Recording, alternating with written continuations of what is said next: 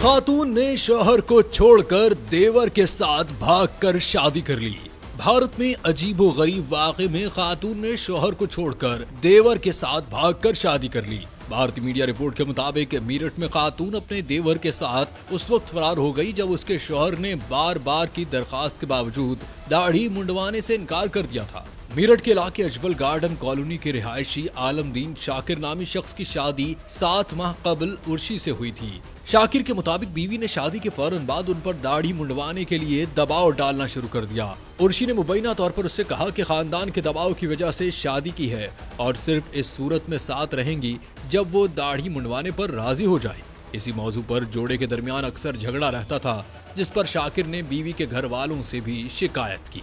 शाकिर ने यह भी इल्जाम लगाया कि उर्शी अब उनसे 5 लाख रुपए मांग रही है।